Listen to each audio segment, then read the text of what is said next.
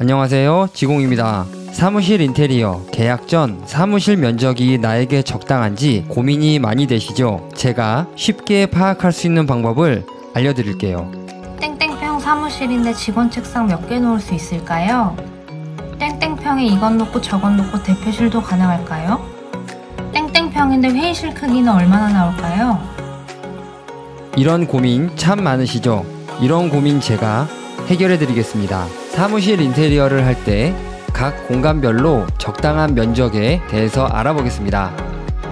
사무공간, 가장 넓은 공간이 필요하고 직원분들의 책상이 몇 개 정도 배치가 가능한지 중요하죠. 대표 이사실, 최근 트렌드는 꼭 필요한 가구와 필요한 공간만 구성하죠. 회의실, 소형부터 대형까지 꼭 필요한 공간으로 사용 인원에 따라 크기를 설계하죠. 탕비실, 직원분들을 위한 공간이면서 꼭 필요한 공간이죠.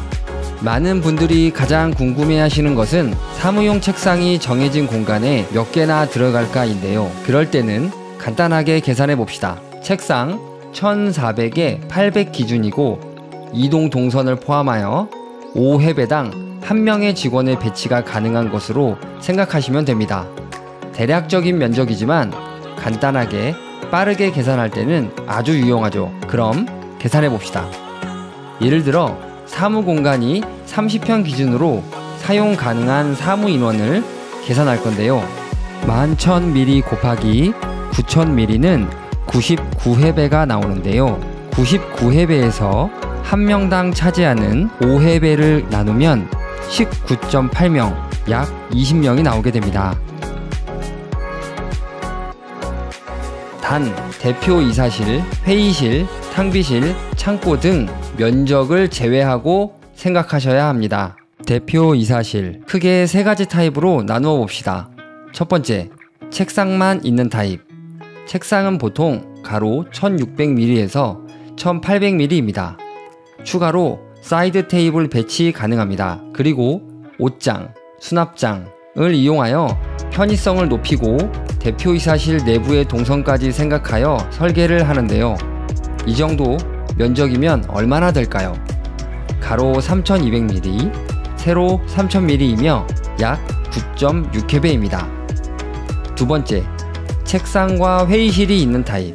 대표자 책상, 옷장, 수납장과 간단한 회의가 가능한 4인 테이블 배치가 가능하죠. 대표자 혼자가 아닌 4인 정도가 사용하려면 이동 동선이 필요하고 회의 진행을 위해 백페인트 글라스도 있어야 하죠.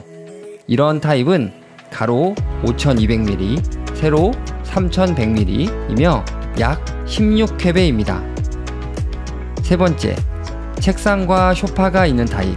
대표자 책상, 옷장, 수납장은 기본으로 들어가고 회의보다는 응접을 할 수 있는 구조인데요.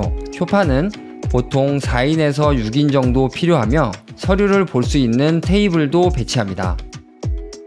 무엇보다 대표실에서 사용되는 소파는 아담한 사이즈가 아니라 어느 정도 사이즈가 있기 때문에 동선까지 고려한다면 여유 있는 공간으로 구성해야 합니다. 이런 경우에는 가로 9700mm, 세로 6100mm이며 약 59회배로 생각하시면 됩니다.